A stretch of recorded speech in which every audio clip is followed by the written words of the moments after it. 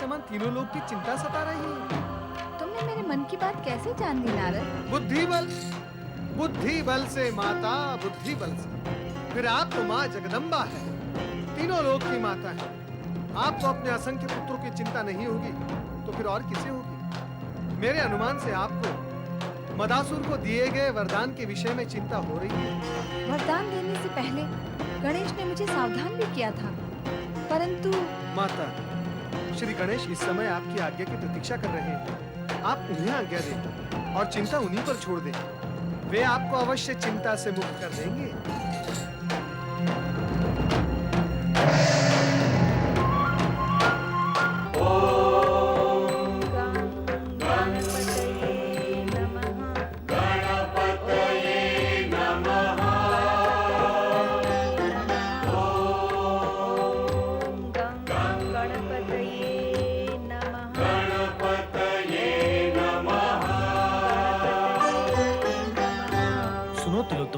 सुनो, तुम्हारे तीनों पुत्र तीनों लोगों के अधिपति बन गए हैं।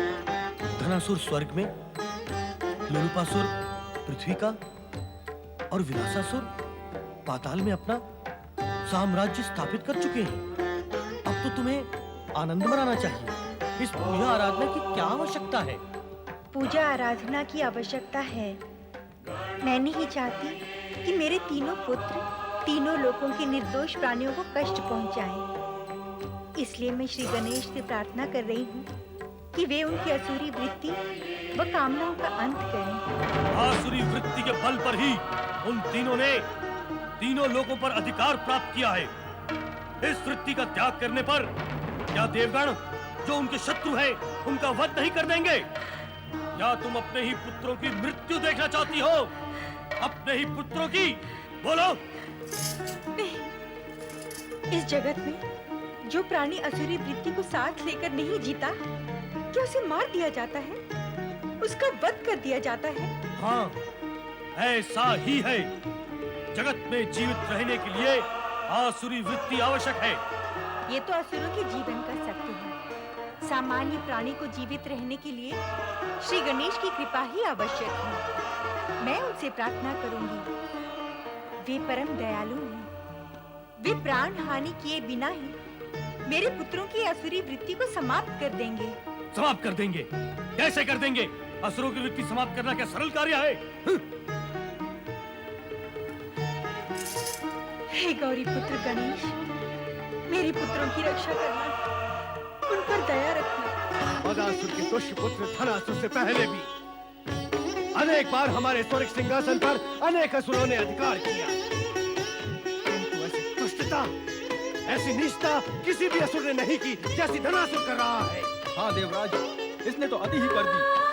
स्वर्ग की समस्त मूल्यवान वस्तुएं दस्युओं की भांति स्वर्ग से हरण कर एक अज्ञात स्थान पर छुपा दी है। यहाँ तक कि स्वर्ग की शोभा कल्प वृक्ष को अभिनंदन वन से उखाड़कर पृथ्वी लोक में मदासुर की गुफा में रोप दिया है। इसके पश्चात अब उसकी दृष्टि स्वर्ग के रत्न जड़ित महलों पर है।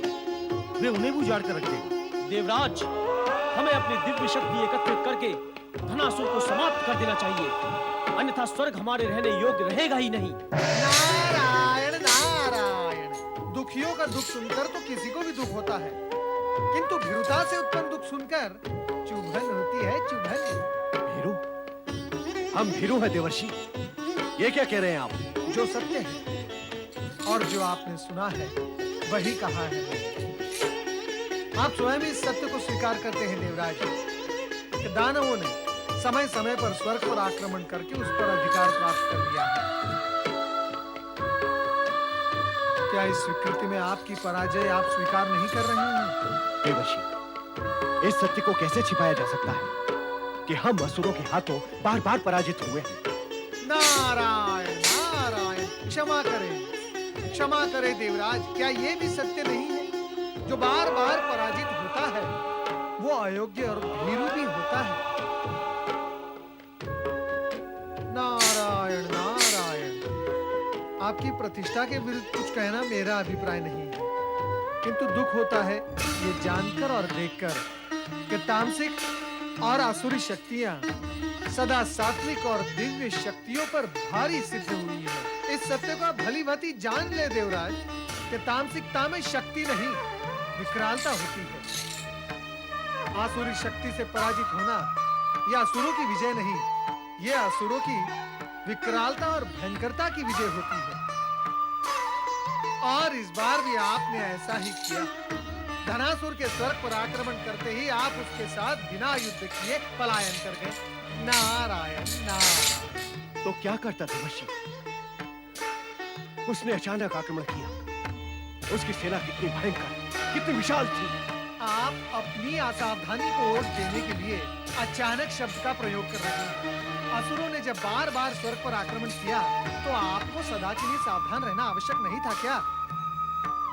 असावधान आप रहे और दोष धनासुर के माथे पे धर दिया कि उसने अचानक आक्रमण कर दिया। वाह!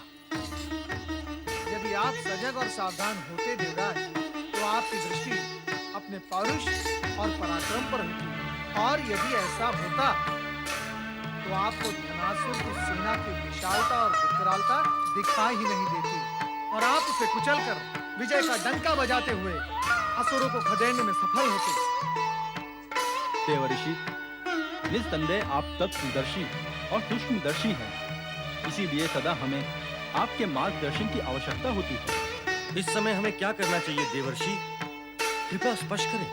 नारायण नारायण। मैं कब तक आपका मार्गदर्शन करता रहूंगा? हर बार असुरों की भयंकरता आपके पौरुष को निगल जाती है, किंतु इस बार तो विडंबना यह है कि धनासुर के दोनों भाई विलासासुर और लोलुपासुर भयंकर है ही नहीं, वे पूर्ववर्ती असुरों से सर्वथा भिन्न हैं। तो क्या ये तीनों तारकासुर, जलंधर, हिरण्यकश्यप अथवा शुंभ निशुंभ की भांति क्रूर, दुष्ट और भयंकर नहीं है? नहीं, आपके मन में उनकी भयंकरता का भय ही भयंकर है।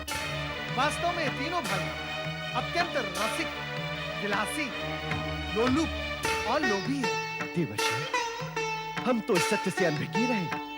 नारायण नारायण। सत्य से अनभिज्ञ रहने के कारण ही तो प्राणी पीड़ा भोगता है देवराज। फिर आप तो अनेक सत्यों से अनभिज्ञ हैं ही।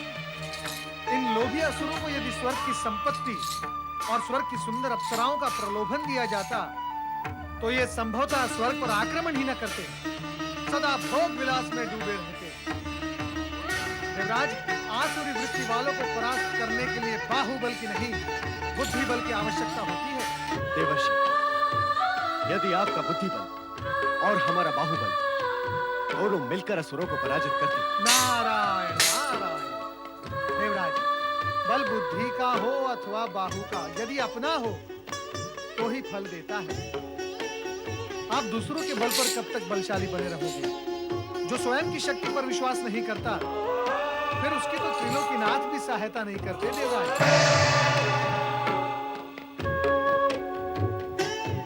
देवराज, देवर्षि नारद का परामर्श मानकर हमें अपनी दिव्य शक्तियों का प्रयोग करना चाहिए। हाँ देवराज, धनासुर स्वर्गलोक की धन संपत्ति लूट रहा होगा। हमें तुरंत आक्रमण कर स्वर्गलोक की रक्षा करनी चाहिए। हमें अविलंब धनासुर को स्वर्गलोक से भगाना चाहिए देवराज। हाँ, इसके अतिरिक्त अन्य कोई उपाय नहीं है। हमें इसी समय धनासुर पर आक्रमण करना होगा ताकि स्वर्ग की संपदा को वो और अधिक हानि ना पहुंचा सके। असुरराज महाबली धनासुर की जय! स्वर्गाधिपति महाबली धनासुर की जय! स्वर्गाधिपति महाबली धनासुर की जय!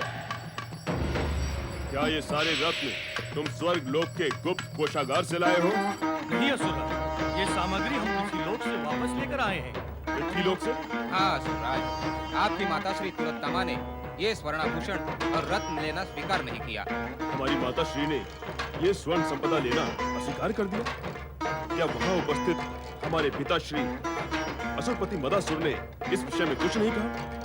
उन्होंने तो कोई आपत्ति नहीं की, किंतु जैसे ये थाल लेकर हम लोग गुफा के अंदर प्रविष्ट हुए, वैसे ही आभूषणों के थाल स्वयं गुफा से बाहर चले आए।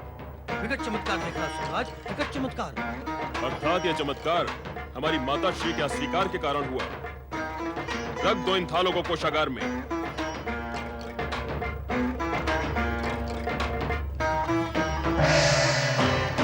दुष्ट, लोभी धनासुर, तूने स्वर्ग की संपदा का दुरुपयोग कर स्वर्ग का स्वरूप भी बिगाड़ दिया है।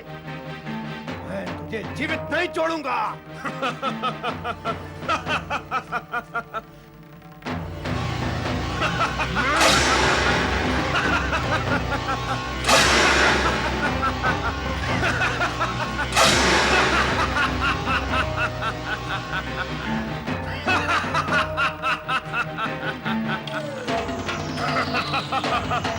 सैनिकों, ये भीरू देवता साहस दिखाने का नाटक करने यहाँ आ पहुंचे हैं। इन भीरू देवताओं की शक्ति हमारे सम्मुख कुछ भी नहीं है।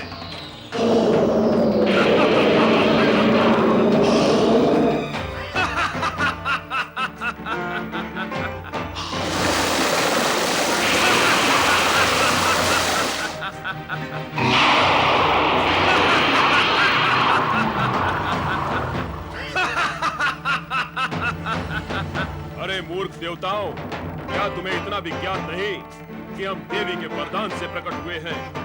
हमारी शक्ति देवी जैसी ही अपरिमित है। हम अजेय है, दुर्भेद है। बंदी बना लो इन सबको और पृथ्वी लोक के बंदी गृह में बंद कर दो। हमने तो सोचा था हम पृथ्वी लोक जाकर पृथ्वी के सम्राट भ्राता लोलुपासुर के साथ सुख भोगेंगे, किंतु तुम्हारे इस दुर्व्यवहार के कारण हमने अपना पृथ्वी लोक जाने का विचार त्याग दिया है। अब हम सदा सदा के लिए इस स्वर्ग के सिंहासन पर विराजमान रहेंगे। ले जाओ इन्हें।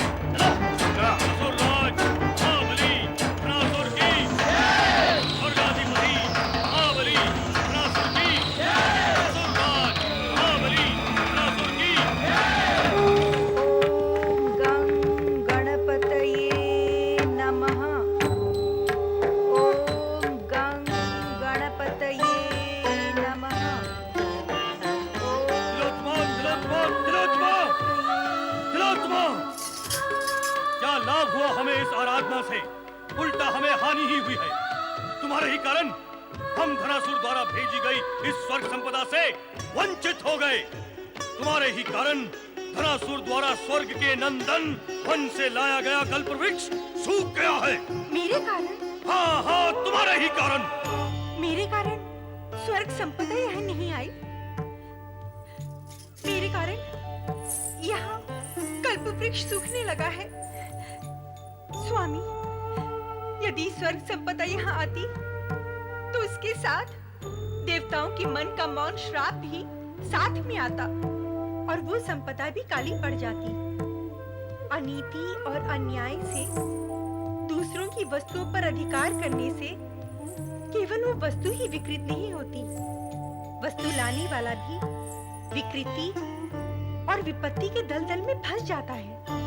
नंदन वन के कल्प वृक्ष को ही देख लो, जो सूख गया है।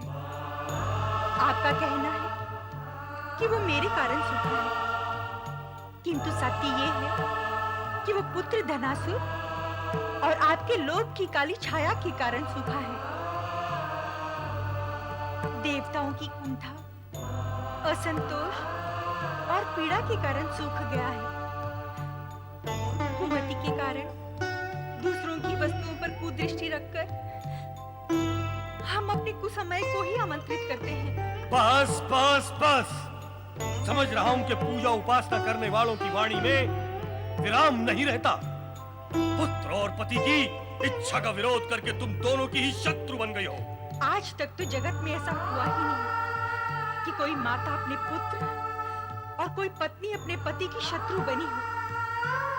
मैं तो पूजा, उपासना और श्री गणेश की आराधना अपने पति और पुत्र के मंगल और कल्याण के लिए ही करती हूँ। पुत्र की भेंट और संपदा पिता को भोगने नहीं देती हो, फिर भी गर्व ये है कि पिता और पुत्र का कल्याण चाहती हो। स्वामी, मेरे बार बार कहने पर भी आप सत्य को समझ क्यों नहीं रहे हैं?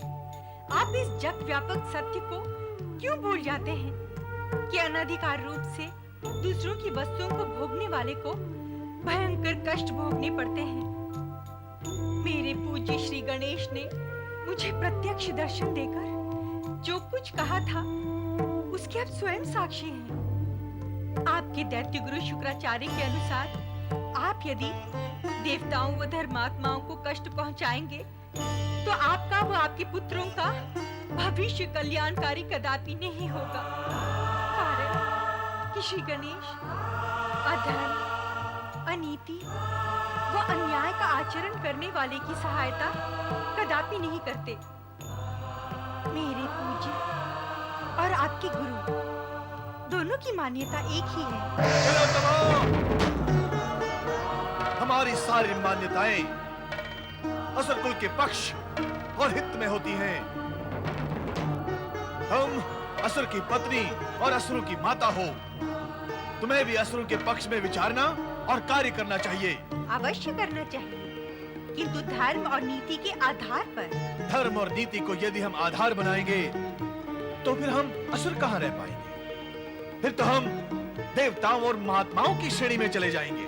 महात्माओं देवताओं की श्रेणी तो श्रेष्ठ होती है दैत्य गुरु। सारा जगत उन्हें पूज्य व श्रेष्ठ मानकर नमन करता है। तिलोत्तमा,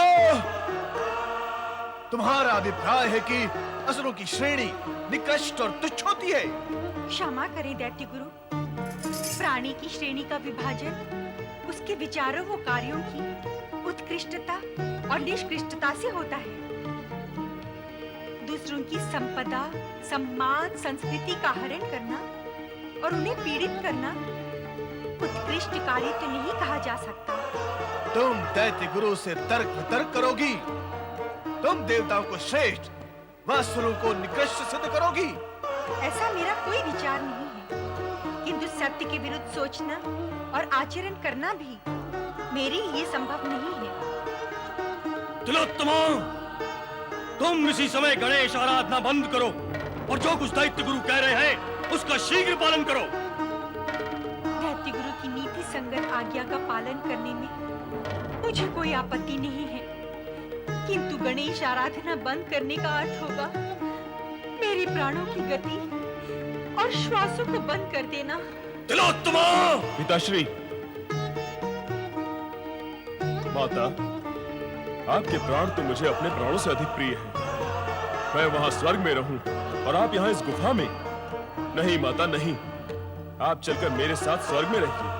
मैं आपको लेने के लिए आया हूं। तुमने उचित निर्णय लिया है धनासुर। तुम अपनी माता को अपने साथ स्वर्ग लोक ले जाओ। संभवतः वहां जाकर ये सही ढंग से सोचने व बोलने लगेंगे। मेरा भी ऐसा ही विचार है।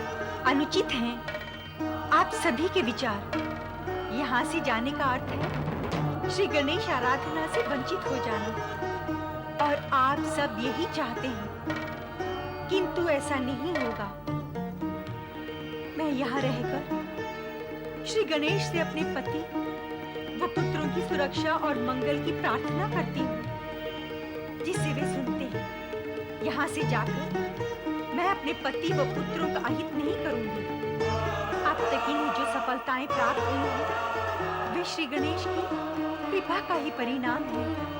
अनुचित व असंतुलित विचार व व्यवहार के कारण यदि श्री गणेश क्रोधित हो गए तो जगत में इनकी रक्षा करने वाला कोई नहीं होगा। हे कायर मदासुर, तेरी पत्नी असुर विद्रोहिणी हो गई है और तू खड़ा खड़ा मौन होकर देख रहा है। इसे हमारी बात मानने पर विवश कर, अन्यथा समाप्त कर दे इसे।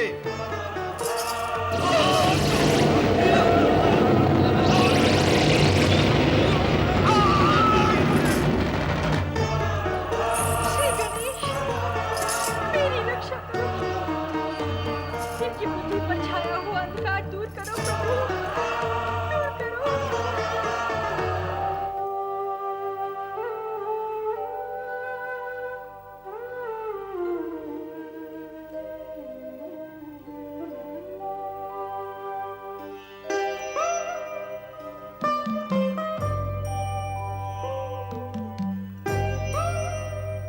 देवराज, हमें ऐसे अंधकारपूर्ण स्थान पर बंद कर दिया गया है जहां प्रकाश का प्रवेश भी संभव नहीं है। हमें अंधकार में रखने का क्या प्रयोजन हो सकता है? अवश्य ही कोई प्रयोजन होगा देवराज। अब तक तो हम पूर्ण रूप से इन असुरों की दया पर ही निर्भर हैं। दया? असुर? ये हम पर कभी दया नहीं कर सकते। ये दुष्ट तो हमें समाप्त कर देना चाहते हैं। अब इन्हें रोकने वाला यहाँ कोई नहीं है। व्यर्थ का विचार करने से कोई लाभ नहीं होगा देवगण। विचार ही करना है तो कुछ ऐसा विचार करो जिससे हम यहाँ से बंधन मुक्त हो सके। देवराज, उस पे हम सभी ने बहुत विचार कर लिया है, किंतु यहाँ से मुक्त होने का हमें कोई उपाय नहीं सूझा। वरुण देव, तो क्या हमारे जीवन की गति इसी बंदी गृह तक सीमित होकर रह जाएगी? फिर आप ही कोई उपाय बताएं देवराज। यदि मेरे पास उपाय होता तो क्या अब तक हम इस बंदी गृह के भीतर होते? लगातार सोचते रहने से कोई न कोई मार्ग अवश्य निकल आएगा। हम जब से इस बंदी गृह में आए हैं तब से सोचने के अतिरिक्त अन्य कुछ किया ही क्या है हमने। इस भांति व्यर्थ की बातों में समय नष्ट होता ही जा रहा है और हमारा कष्ट भी बढ़ता ही जा रहा है। देवराज, तो फिर क्या करें? मुझे एक ओर से आशा की किरण दिखाई दे रही है। किस ओर से देवराज? श्री गणेश की ओर से। श्री गणेश? हाँ, श्री गणेश की ओर से। क्या आप सभी सत्य को भूल गए कि वो श्री गणेश ही थे जिन्होंने हम सभी देवताओं को कष्ट से उबारा था? जब अन्य सभी देवगण हमारी सहायता करने में असमर्थ रहे, यहां तक कि त्रिदेव भी कुछ न कर सके, तब श्री गणेश ने ही हमें सिंदूरासुर के आतंक से भय मुक्त किया था। हाँ, श्री गणेश ही हमारे सहायक सिद्ध हुए थे। आश्चर्य, हम उन्हें भूल कैसे गए? भूल हो गई तो उसे सुधार लेते हैं, उनकी शरण में जाके, उनका नाम स्मरण करके। यही उत्तम उपाय है। हाँ देवराज, जो श्री गणेश हमें सिंदूरासुर के भय से मुक्त कर सकते हैं, वे हमें इस बंदी गृह से भी अवश्य ही मुक्त कर सकते हैं। किंतु हमें मुक्ति तभी मिलेगी वरुण देव, जब हम उन्हें पुकारेंगे। जय श्री गणेश। हे सुकर्ता, हे दुखहर्ता, दुष्प्रवृत्ति में लिप्त मेरे पुत्रों ने नीति व अनीति का विचार नहीं किया। मेरे पति व पुत्र अज्ञान के मार्ग पर बढ़ रहे हैं। वे इस परम सत्य से अनभिज्ञ हैं कि अपना हित करने के लिए श्री गणेश की कृपा की आवश्यकता है। हे पार्वती नंदन, हे शिव नंदन, आपने सदा ही हमारी रक्षा की है, आज भी करें। हे श्री गणेश, हे गजानन, सदा की भांति आज भी मैं आपकी शरण में आई हूँ। मेरी रक्षा करो। हम देवगण को इस बंधन से मुक्त कराएं विनायक, मुक्त कराएं। हे लंबोदर, मेरे पुत्रों को सुबुद्धि दे। हे रिद्धि सिद्धि के दाता, हे विघ्नहर्ता, हमें मुक्त कराएं प्रभु, हमें मुक्त कराएं। हे बुद्धि विवेक के स्वामी, मेरे पति और पुत्रों को सुबुद्धि प्रदान करो। हे श्री गणेश, हमारा विघ्न दूर करो और अपना विघ्न हरता नाम सार्थक करो प्रभु, सार्थक करो। मेरे अभिमानी पति और पुत्रों को सन्मार्ग पर ले आओ श्री गणेश। हे श्री गणेश, आप तो अग्र पूज्य हैं, देवताओं में श्रेष्ठ हैं। हमारी पुकार सुने भगवान, हमारी पुकार सुने, हमारी पुकार सुने। सुनो श्री गणेश, सुनो, इस दुखियारी की पुकार सुनो, इस दुखियारी की पुकार सुनो।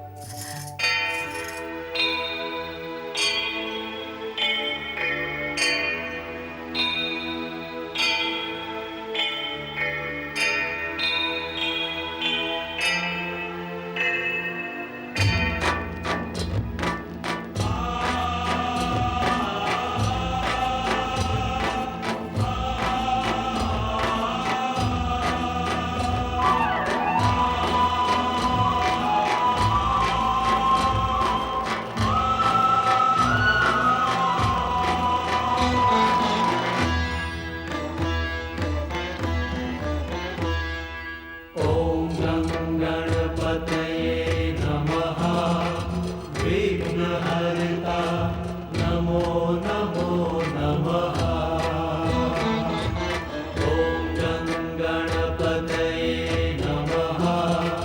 विघ्न